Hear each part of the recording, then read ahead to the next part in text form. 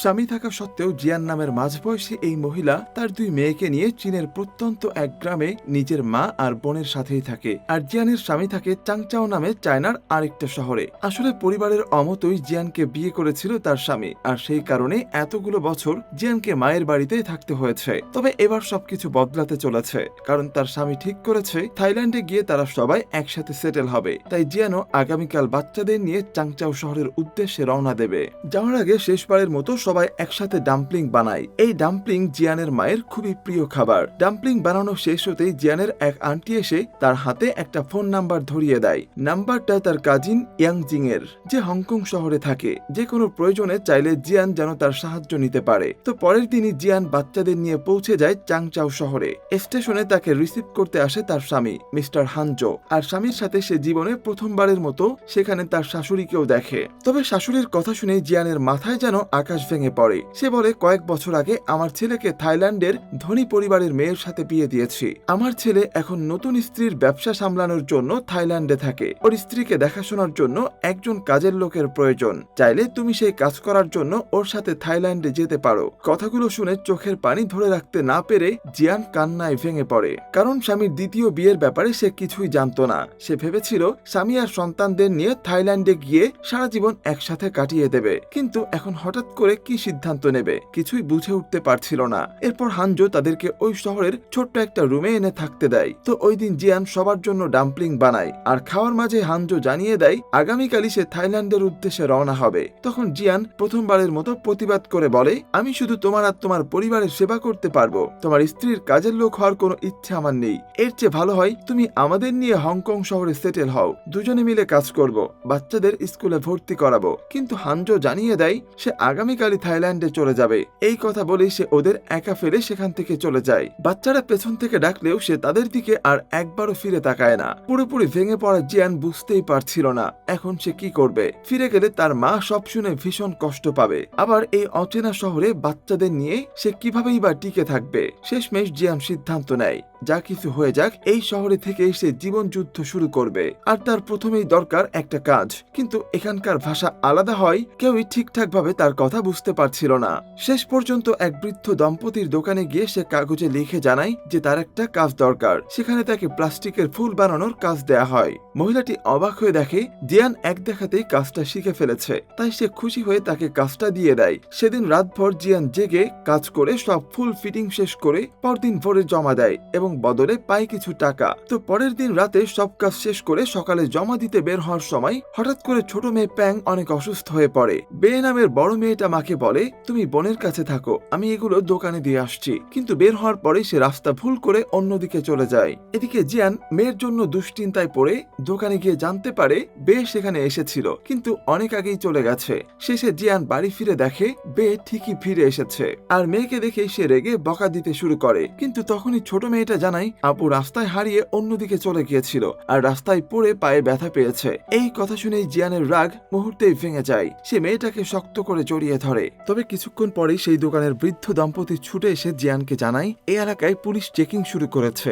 জিয়ানদের কাগজপত্র দেখে তারা বুঝতে পারে তাদের শহরে থাকার পারমিশনের মেয়াদ শেষ হয়ে গেছে। তাই এখনই এখান থেকে পালাতে হবে। আর দেরি না করে জিয়ান তার আন্টির দেওয়া নাম্বারে ফোন করে কাজিন ইয়াংজিংকে সবকিছু জানায়। এরপরেই তাড়াহুড়ো করে ব্যাগ গুছিয়ে বেরিয়ে পড়ে জিয়ান আর তার বাচ্চারা। সেই বৃদ্ধ দম্পতি নিজেরাই ব্যবস্থা করে তাদের একটা বোটে তুলে দেয়। এই উপকারী মানুষগুলোকে বিদায় জানিয়ে জিয়ান পা বাড়ায় এক নতুন অনিশ্চিত ভবিষ্যতের দিকে। হংকং পৌঁছে জিয়ানের কাজিন ইয়াংজিং তার কাগজপত্র ঠিক করে দেয় এবং থাকার জন্য এক বাড়িতে নিয়ে যায়, যেখানে অল্প জায়গার মধ্যে অনেক মানুষ বসবাস করে। বাড়ির মালিক হংজিং কোনো অ্যাডভান্স ছাড়াই জিয়ানকে একটা ছোট্ট রুম দেয়, এমনকি বলে আগামী 3 মাস ভাড়াও দিতে হবে না, সেই সাথে কমন কিচেন ব্যবহার করার অনুমতিও দেয়। এতটা সহানুভূতি পেয়ে জিয়ান কৃতজ্ঞতা জানিয়ে রুমে চলে যায়। পরদিনই সে কাজ খুঁজতে এক হাসপাতালে যায়, কারণ জিয়ান একজন প্রশিক্ষিত নার্স। কিন্তু সেখানে তাকে জানিয়ে দেয় হংকং এর নতুন নিয়ম অনুযায়ী অন্য শহর থেকে আসা কাউকে সরকারি চাকরি দেয়া হবে না। হতাশ জিয়ান ছোটখাটো কাজের আশায় দাঁড়ে দাঁড়ে ঘুরতে থাকে।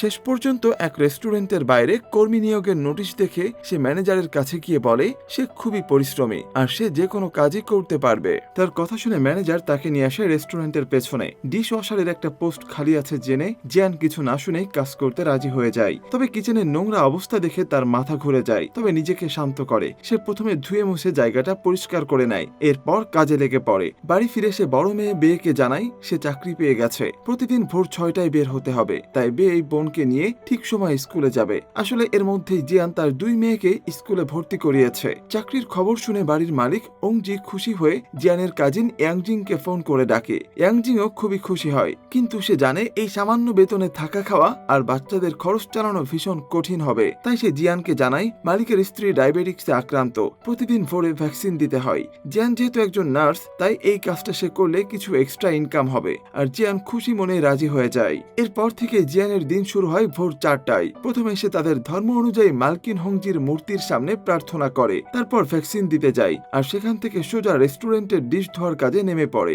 এভাবেই তার জীবন যুদ্ধ চলতে থাকে। তো প্রথম মাসের বেতন পেয়ে জিয়ান কিছু টাকা মায়ের কাছে পাঠিয়ে দেয়, কারণ সেই ছিল পরিবারের একমাত্র উপার্জনকারী। টাকা না পাঠালে তার মা আর বোন অসহায় হয়ে পড়তো। তবে বাড়িতে টাকা পাঠাতে গিয়ে এখানকার সম্পূর্ণ বাড়ি ভাড়া দিতে পারে না। তবে মালকিন হংজি খুবই ভালো একজন মানুষ, এই অল্প টাকায় খুশি মনে রেখে দিত আর বলতো যখন পারো অল্প অল্প করে পরিশোধ করে দিও। আশেপাশে এত ভালো মানুষ পেয়ে জিয়ান সত্যি অনেক খুশি হয়। বাচ্চারা কার্টুন দেখলে হংজি নিজে সরে গিয়ে জায়গা করে দিত। সেই বাড়িতে আরো থাকতো 2জন সুন্দরী মেয়ে, যারা মডেল হওয়ার চেষ্টা করছিল। সবাই জিয়ান আর তার বাচ্চাদের ভালোবাসতো, একজন লোক ছাড়া। সে ছিল ভীষণ বদমেজাজি, নিজে কোনো কাজ করত না, স্ত্রীর টাকায় চলতো, অথচ সারাদিন স্ত্রীকে মারধর করত। তার স্ত্রী রাতে বাইরে কাজ করত বলে সে সন্দেহ করত মেয়েটা খারাপ কিছু করছে। তবে এর প্রতিবাদ করে তার পাশের রুমের লোকটা, যে তার স্ত্রীকে চাকরি দিয়েছিল ট্রাম স্টেশনে। সে বলে তোমার স্ত্রী খুবই পরিশ্রমী আর ভালো একজন মেয়ে মানুষ, একটু বেশি টাকা ইনকাম করার জন্য সে রাত জেগে ট্রাম পরিষ্কারের কাজ করে।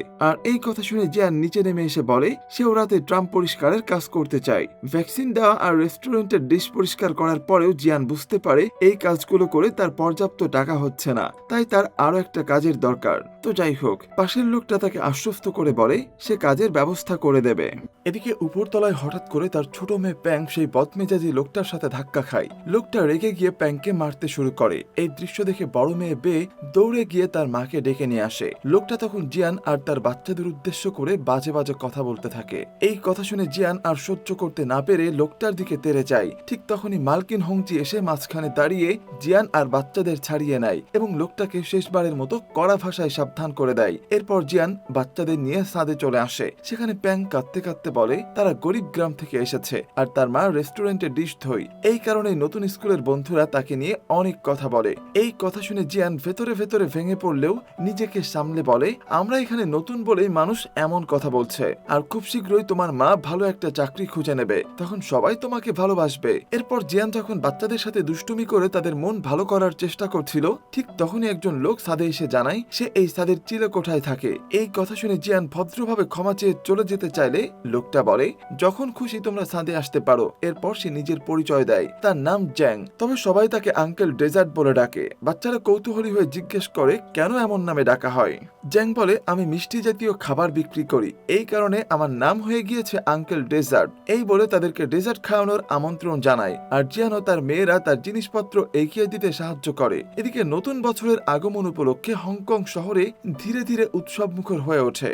জিয়ান তার মায়ের উদ্দেশ্যে একটা চিঠি লেখে, কিন্তু সেই চিঠির স্ট্যাম্প দেখে তার বোন সন্দেহ করে জিয়ান এখনো হংকং এ কেন, তার তো এখন স্বামীর সাথে থাইল্যান্ডে থাকার কথা। আসলে জিয়ান চিঠিতে মিথ্যা লিখেছিল যে তার শাশুড়ি খুবই অসুস্থ, তাই তারা এখনো হংকং এ আছে এবং শিগগিরই থাইল্যান্ডে যাবে। অথচ বাস্তবে তার স্বামী তাদের চিরদিনের মতো একা ফেলে চলে গেছে আর সংসার চালাতে জিয়ান একসাথে 3টা কাজ করছে, সারাদিন হাড় ভাঙা পরিশ্রম আর রাতের বেলা ট্রাম পরিষ্কারের কাজ। এই সময় বাড়িতে বাচ্চাদের দেখাশোনা করত হংজি। নতুন বছর উপলক্ষে জিয়ান সবাইকে নিজের বানানো ডাম্পলিংস খাওয়ায় আর সেই ডাম্পলিংস খেয়ে সবাই খুশিতে প্রশংসা করে। ট্রাম্পে কাজ দেওয়া সেই বয়স্ক লোকটাও বাচ্চাদের জন্য খেলনা নিয়ে আসে। এরপর সবাই নিচে নেমে একসাথে নতুন বছর উদযাপন করে। এভাবেই কিছুটা সময় কেটে যায়, কিন্তু একদিন ডিশ ধোয়ার সময় হঠাৎ ধাক্কা খেয়ে জিয়ান পড়ে যায়। অনেক চেষ্টা করেও সে উঠতে পারে না আর পরে রাতে ট্রামে কাজ করতে গিয়ে সে প্রচন্ড ব্যথা অনুভব করতে শুরু করে। তারপর বহু কষ্টে রাস্তা দিয়ে হেঁটে হামাগুড়ি দিয়ে বাড়ির সিঁড়ি বেয়ে জিয়ান ঘরে ফিরে আসে।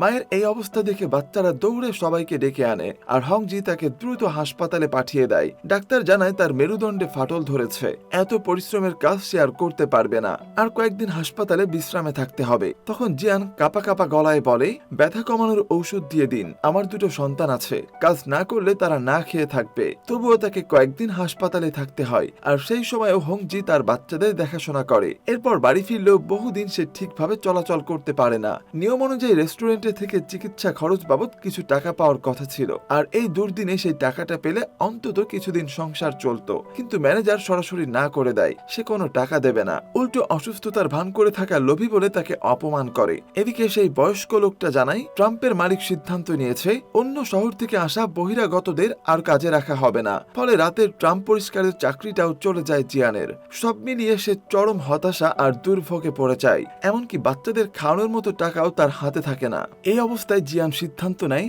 ছাদ থেকে লাফ দিয়ে জীবন শেষ করে দেবে। ঠিক তখনই তার ছোট্ট মেয়েটা এসে ছড়া বলতে শুরু করে। বাচ্চাদের মুখের দিকে তাকিয়ে সে সিদ্ধান্ত বদলে ফেলে। তারা জিজ্ঞেস করে তার কি হয়েছে। জিয়ান বলে সে খুবই ক্লান্ত, জীবন যুদ্ধে হেরে যাচ্ছে। এই কথাগুলো পাশ থেকে শুনে ফেলে আঙ্কেল ডেজার্ট। তখন সে বাচ্চাদের ডেকে বলে এখন থেকে সেই তাদের খাওয়াবে।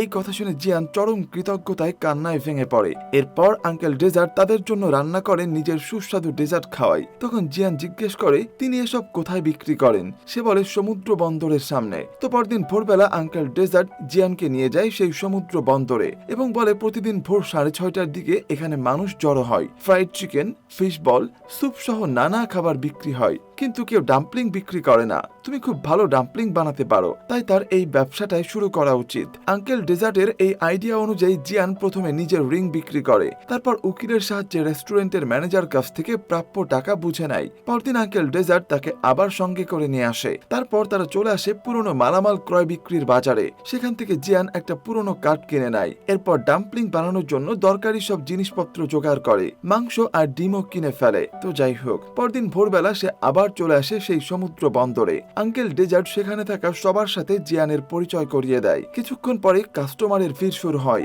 আশেপাশে সবাই ঠিকঠাক বিক্রি করলেও কেউ জিয়ানের ডাম্পলিং কিনছিল না, কারণ ওই শহরের মানুষ এই খাবারটা আগে কখনো দেখেনি।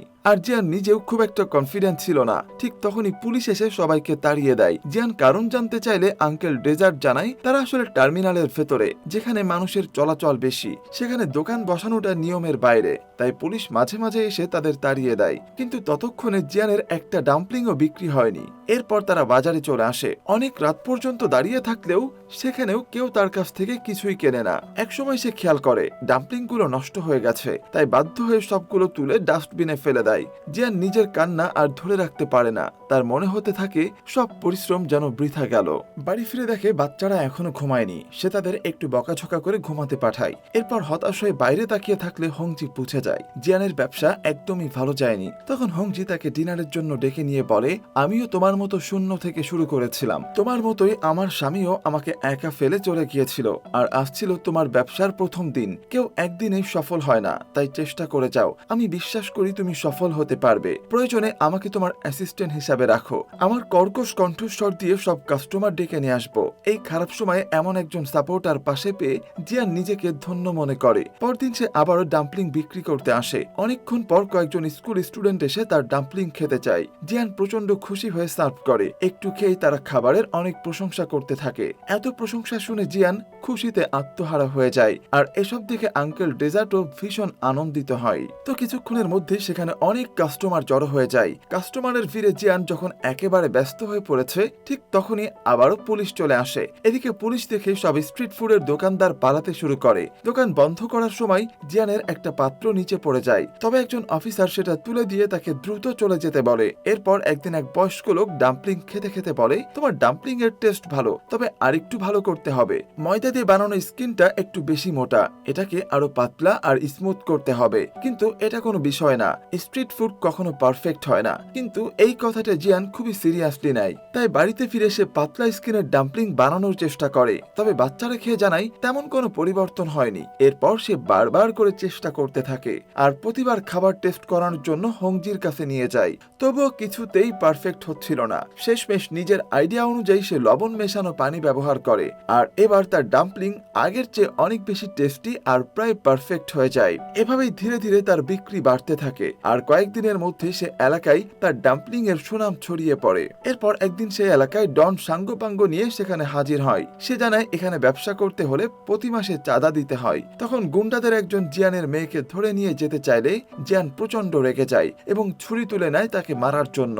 এই দৃশ্য দেখে ডনের হঠাৎ তার মায়ের কথা মনে পড়ে যায়, কারণ ছোটবেলায় তার মাও জিয়ানের মতো করেই তাকে আগলে রেখেছিল। এরপর ডন জিয়ানের কাছে ডাম্পলিং খেতে চায়। খাওয়ার পর সে তার লোকজনকেও খাওয়াতে বলে। সবাই খেয়ে একেবারেই মুগ্ধ হয়ে যায়। তখন ডন তার অ্যাসিস্ট্যান্টকে বলে সব বিল পরিশোধ করে দাও। অ্যাসিস্ট্যান্ট সঙ্গে সঙ্গেই মোট 20 প্লেট ডাম্পলিং এর দাম দিয়ে দেয়। এরপর ডন আরো বলে কয়েকদিন পর তার মায়ের জন্মদিন উপলক্ষে সে 500 পিস ডাম্পলিং এর অর্ডার দিয়ে যায়। এই কথা শুনে জিয়ান কৃতজ্ঞতা ভরে তাকে ধন্যবাদ জানায়। তারপর একদিন আবারও পুলিশ আসে আর এবার সবাইকে অ্যারেস্ট করে নিয়ে যায়, সাথে তাদের গাড়িগুলোকেও নিয়ে যায়। অফিসার জানায় টার্মিনালের রাস্তা বন্ধ করে স্ট্রিট ফুড বিক্রি করা এক ধরনের অপরাধ, আর এর শাস্তি সবাইকে পেতেই হবে। এই কথা শুনে জিয়ানের মেয়ে বলে ওঠে এই সামান্য অপরাধের জন্য শাস্তি কেন পেতে হবে? তখন জিয়ান তাকে থামিয়ে অফিসারের কাছে ক্ষমা চায়। সে বলে বাচ্চাদের স্কুল ব্যাগগুলো গাড়ির সাথে আটকে রাখা হয়েছে, আপনি আমাদের শাস্তি দিন, কিন্তু দয়া করে ওদের ব্যাগগুলো ছেড়ে দিন। ওদের লেখাপড়া করিয়ে মানুষ বানানোর জন্যই আমাকে রাস্তায় নেমে খাবার বিক্রি করতে হয়। এই কথাগুলো বলতে বলতে জিয়ান একদম ইমোশনাল হয়ে পড়ে। অফিসার মিস্টার হু এই অসহায় মানুষগুলোর আর্তনাদ বুঝতে পারে। এরপর সে সবাইকে এবং আটক করা সব জিনিসপত্র ছেড়ে দেয়, এমনকি সুশৃঙ্খলভাবে টার্মিনালে খাবার বিক্রি করার অনুমতিও দেয়। এক মহিলার ছেলে খুবই অসুস্থ ছিল, তাকে ডাক্তার দেখানোর জন্য অফিসার হু নিজের পকেট থেকে টাকাও বের করে দেয়, আর তার এমন মানবিক ব্যবহারে সবাই ভীষণ খুশি হয়ে তাকে ধন্যবাদ জানায়। এরপর একদিন অফিসার হু আবার টার্মিনালে চলে আসে। জিয়ান প্রথমে ভাবে অনেক রাত পর্যন্ত দোকান খোলা রাখার জন্য তাদের ধরতে এসেছে মনে হয়, তবে হু জানায় ভয় পাওয়ার কিছু নেই, সে এসেছে ডাম্পলিং খেতে, কারণ জিয়ানের খাবারের সুনাম সে সবার মুখে শুনেছে। ডাম্পলিং খেয়ে সেও অনেক প্রশংসা করে এবং বলে এই শহরে ডাম্পলিং খুব একটা পাওয়া যায় না। এরপর অফিসার হু তার বাচ্চাদের জন্য অনেকগুলো ডাম্পলিং পার্সেল নিয়ে টাকা পরিশোধ করে বিদায় নিয়ে চলে যায়। তারপর প্রায় 5 বছর কেটে যায় আর বর্তমানে সেই বন্দরটা অচল হয়ে পড়েছে। জিয়ান একটা কাগজে লিখে রেখে যায় এখন থেকে তার সুস্বাদু ডাম্পলিং পাওয়া যাবে অ্যামিউজমেন্ট পার্কের পাশে। দেখা যায় সেখানে জিয়ান ছোটখাটো একটা দোকান খুলেছে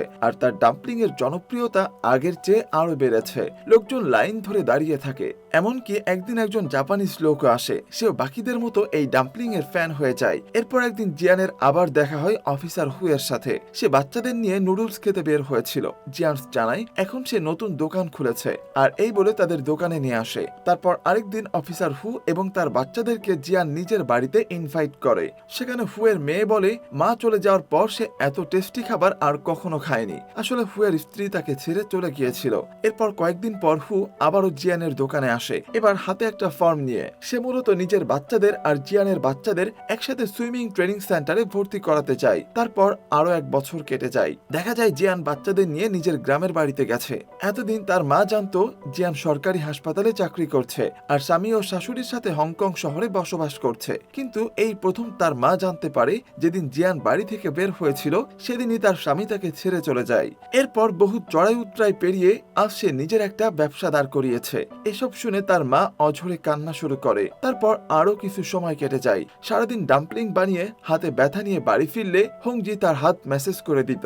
তবে এদিকে নতুন একটা সমস্যা দেখা দেয়। কোন একটা কারণে পার্কের আশেপাশের দোকানগুলো কিছুদিন বন্ধ রাখতে হবে, তাই আগামী কয়েকদিন জিয়ান বাড়ি থেকেই হোম ডেলিভারি করতে পারবে। এই জন্য সে হংজি টেলিফোন ব্যবহার করতে চায় আর হংজি খুশি মনেই অনুমতি দেয়। এভাবেই বাড়িতে বসেও তার ব্যবসা ভালোই চলতে থাকে। এরপর একদিন হংজি বলে মনে হয় অফিসার হু তোমাকে পছন্দ করে, তুমি তাকে বিয়ে করতে পারো, এতে করে তোমার এবং তার বাচ্চারা বাবা মায়ের ভালোবাসা থেকে বঞ্চিত হবে না আর তুমিও একজন সঠিক মানুষ পেয়ে যাবে। এদিকে হু জিয়ানের মেয়ে বেকে জিজ্ঞেস করে ছুটির দিনে তার মা কোথায় সময় কাটায়। বে জানায় মা সময় পেলেই কবরস্থানে চলে যায়। এই কথা শুনে হু সরাসরি কবরস্থানে চলে আসে এবং জিজ্ঞেস করে এত জায়গা থাকতে এখানে কেন আসে। জিয়ান বলে জীবনের দৌড়ঝাঁপ পেরিয়ে যখন একটু সময় পাই তখন নীরব আর শান্ত পরিবেশের জন্য কবরস্থানই তার কাছে সবচেয়ে ভালো অপশন। এরপর হু জানায় সে বাচ্চাদের নিয়ে কানাডায় সেটেল হতে চায়, সেখানে লেখাপড়া আর জীবনযাত্রার মান আরো ভালো। ফু বলে টার্মিনালে দাঁড়িয়ে সারাদিন কাজ করার পর যখন পিলারের পাশে গিয়ে নিজেকে একটু বিশ্রাম দেওয়ার চেষ্টা করতে আর অপেক্ষা করতে শেষ ফেরিটা কখন আসবে, কখন আরো কয়েকটা পয়সা রোজগার করতে পারবে বাচ্চাদের জন্য, তখন আড়ালে দাঁড়িয়ে দেখতাম তোমার সেই চিন্তিত মুখটা। ভাবতাম আমার বাচ্চাদের জন্য এমন একটা মায়ের খুবই প্রয়োজন। এই বলে হু হাত বাড়িয়ে দেয়। তবে জিয়ান কিছু একটা ভেবে তার হাত ধরে না। এরপর একদিন একটা মেয়ে এসে জানায় তার বস জিয়ানের সাথে দেখা করতে চাই। জিয়ান সেই অফিসে গিয়ে দেখে অফিসার বস হচ্ছে সেই জাপানিজ লোকটা যে তার ডাম্পলিং এর বিশাল ভক্ত ছিল। সে জিয়ানকে জানায় তার একটা বড় সুপার শপ আছে যেখানে সব ধরনের পণ্য বিক্রি হয়, আর তারা চায় জিয়ানের সুস্বাদু ডাম্পলিং তাদের সুপার শপে বিক্রি করতে। তবে এর জন্য একটা ফ্যাক্টরির দরকার হবে যাতে পর্যাপ্ত চাহিদা অনুযায়ী ডাম্পলিং সরবরাহ করা যায়। জিয়ান খুশি মনেই এই অফার গ্রহণ করে। এরপর সবাইকে নিয়ে এসে নিজের নতুন ফ্যাক্টরি উদ্বোধন করে যেখানে অল্প পরিসরে কয়েকজন স্টাফ নেওয়া হয় ডাম্পলিং বানানোর কাজ দ্রুত করার জন্য। তবে সবকিছুর তত্ত্বাবধানে সবসময় জিয়ান নিজেই উপস্থিত থাকে। এদিকে অফিসার হু তাকে কানাডার ইমিগ্রেশন ফর্ম ফিল আপ করতে বলে, অর্থাৎ সে এখনো চাই জিয়ানকে তার সাথে কানাডায় নিয়ে যেতে। তারপর জিয়ান হু এবং তার বাচ্চাদের ইনভাইট করে এবং তাকে বুঝিয়ে বলে যে সে তার ব্যবসায় ফোকাস করতে চায়, কানাডায় যাওয়া তার পক্ষে সম্ভব নয়। তবে হু এর প্রতি তার একটা ফিলিংস ছিল, কারণ হু যখন চলে যাচ্ছিল তখন জানালার পাশে দাঁড়িয়ে দূর থেকে তাকে দেখে যায়। এরপর একদিন জিয়ান ফ্যাক্টরিতে গিয়ে দেখে স্টাফরা ডাম্পলিং এর স্কিন খুব মোটা আর শুকনো করে রেখেছে। এই দেখে সে রেগে গিয়ে সেদিনের বানানো সব ডাম্পলিং ফেলে দিতে বলে। ফলে সুপার শপে ডেলিভারি দিতে না পারায় কিছুটা লস হয়। তবে এখান থেকে বোঝা যায় নিজের ডাম্পলিং এর গুণগত মান নিয়ে সে কতটা সিরিয়াস। এরপর ধীরে ধীরে আরো অনেক সুপার শপ আর সুপার মার্কেট থেকে অফার আসতে থাকে। সবাই জিয়ানের ডাম্পলিং বিক্রি করতে চায়, তবে তার শর্ত ছিল প্যাকেজিং এবং নাম তার নিজেরই হবে। সেই শর্ত অনুযায়ী পুরো দেশের সুপার মার্কেট শপে তার ডাম্পলিং ছড়িয়ে পড়ে। একদিন জিয়ানের গ্রাম থেকে ফোন আসে দ্রুত বাড়িতে যাওয়ার জন্য। গিয়ে সে জানতে পারে তার মা মারা গিয়েছে। এতে সে ভেঙে পড়লেও আবার নিজেকে সামলে নিয়ে সামনে এগিয়ে যায়। কিছুদিন পর আগের চেয়ে আরো বড় একটা ফ্যাক্টরি খোলে যেখানে ময়দা মাখার মতো কষ্টকর কাজ মেশিনে করা হয়। তখন হংজি হাসতে হাসতে বলে, এবার আর তোমার হাত মেসেজ করতে হবে না। জিয়ান উত্তর দেয়, এখন থেকে আমি আপনার হাত মেসেজ করব। এরপর হংজি তার সেই মূর্তিটা জিয়ানকে উপহার দেয়, যেটার সামনে বসে সে জীবনের খারাপ সময়গুলোতে প্রার্থনা করত। এরপর একদিন বাড়ি ফেরার পথে জিয়ান রাস্তার পাশে এক অসহায় লোককে বোতল কুড়াতে দেখে। কাছে গিয়ে ভালো করে তাকাতেই সে খুশিতে আত্মহারা হয়ে যায়। লোকটা আর কেউ নয়, আঙ্কেল ডেজার্ট। অনেক বছর পর তাকে খুঁজে পেয়ে জিয়ান ফ্যাক্টরিতে নিয়ে আসে এবং বলে, এখন থেকে আমি আপনার সেবা করব, আপনি আমাদের সাথেই থাকবেন, কারণ জীবনের সবচেয়ে খারাপ সময়ে আপনি বাবার মতো আমার পাশে দাঁড়িয়েছিলেন। আমি আপনার কাছে চিরকৃতজ্ঞ। এরপর জিয়ান তাকে ডাম্পলিং খেতে দেয় আর জিজ্ঞেস করে এর টেস্ট ঠিক আগের মতোই আছে কিনা। আঙ্কেল ডেজার্ট হেসে জানায়, এখন আগের চেয়েও টেস্ট আরো ভালো হয়েছে। তারপর একদিন জিয়ান দেখে একটা বাচ্চা বার্গার খাচ্ছে। সে তখন ফ্যাক্টরির সবার সামনে বার্গার কিনে আনে আর সবাইকে বলে এই বার্গার হচ্ছে আমেরিকান একটা খাবার যা এখন তাদের শহর পর্যন্ত পৌঁছে গেছে। ঠিক সেভাবেই সে চায় তার ডাম্পলিংও একদিন পৃথিবীর সব শহরে পৌঁছাক। এই স্বপ্ন বাস্তবায়নের জন্য তার মেয়ে একটা আইডিয়া দেয়। তার এক বন্ধুর কোম্পানি আছে যারা ফ্রোজেন পদ্ধতিতে এক দেশের খাবার অন্য দেশে পাঠায়। জিয়ান মেয়ের কথায় রাজি হয়ে সেই কোম্পানির সাথে ডিল করে, যার ফলে তার ডাম্পলিং ইন্টারন্যাশনাল ব্র্যান্ডিং এর মাধ্যমে বিভিন্ন দেশে ছড়িয়ে পড়ার সুযোগ পায়। একদিন স্পিচ দিতে গিয়ে জিয়ান বলে আফতার স্বপ্ন পূরণ হয়েছে, আর এই স্বপ্নের পেছনে যাদের অবদান আছে প্রত্যেককে সে ধন্যবাদ জানায়। ধন্যবাদ জানায় সেই বয়স্ক দম্পতিকে যারা তাকে বিশ্বাস করে প্রথম কাজ দিয়েছিল এবং এই শহরে আসতে সাহায্য করেছিল। ধন্যবাদ জানায় তার কাজিন ইয়াংজিংকে যে সবসময় পাশে ছিল। ধন্যবাদ জানায় মালকিন হংজিকে যে বিনা পয়সায় তাকে ও তার বাচ্চাদের আশ্রয় দিয়েছিল, বড় বোনের মতো আগলে রেখেছিল সবচেয়ে অসহায় সময়ে। ধন্যবাদ জানায় সেই বয়স্ক লোকটাকেও যে তাকে এক্সট্রা উপার্জনের জন্য ট্রাম পরিষ্কারের কাজ দিয়েছিল। আর আঙ্কেল ডেজার্টের কথা না বললেই নয়, যখন সে আত্মহত্যা করতে যাচ্ছিল তখন এই মানুষটাই তার বাচ্চাদের খাবার দিয়েছিল, ডাম্পলিং বিক্রি করার আইডিয়া দিয়েছিল আর সায়ের মতো পাশে ছিল। এমনকি পুলিশ অফিসার মিস্টার হুকেও সে ধন্যবাদ জানায়, যার অনুমতি না পেলে টার্মিনালে ব্যবসা করাই সম্ভব হতো না। এরপর জিয়ান তার মেয়েদের নিয়ে আবার সেই বন্দরে যায়। অতীতের স্মৃতিগুলো মনে পড়তে থাকে, যেখানে প্রথম কিছু স্কুল স্টুডেন্ট তার কাছ থেকে খাবার কিনেছিল, যেখানে পুলিশের ভয়ে দৌড়ে পালাতে হতো, যেখানে এক বয়স্ক লোক বলেছিল ডাম্পলিং এর স্কিন আরেকটু পাতলা করা দরকার। তারপর তারা সেই পিলারের পাশে গিয়ে দাঁড়ায়, যেখানে পিঠ ঠেকিয়ে দাঁড়িয়ে সে শেষ ফেরির অপেক্ষা করত। ভাবত কিভাবে বাচ্চাদের জন্য আরো কিছু টাকা রোজগার করা যায়। জীবন মানুষকে কত কিছু দেখায়, কত কিছু শেখায়, আর চেষ্টা করলে একজন মানুষ কতটা নিচ থেকে কতটা উপরে উঠতে পারে। এসব ভেবে তারা তিনজন অঝরে কাঁদতে থাকে। আসলে এই গল্পটা ছিল জিয়ান নামের এক চাইনিজ নারীর সত্য ঘটনা, যে ডাম্পলিং ডাম্পলিংকে পুরো পৃথিবীতে জনপ্রিয় করে তুলেছিল, তাই তাকে খেতাব দেওয়া হয়েছিল ডাম্পলিং কুইন।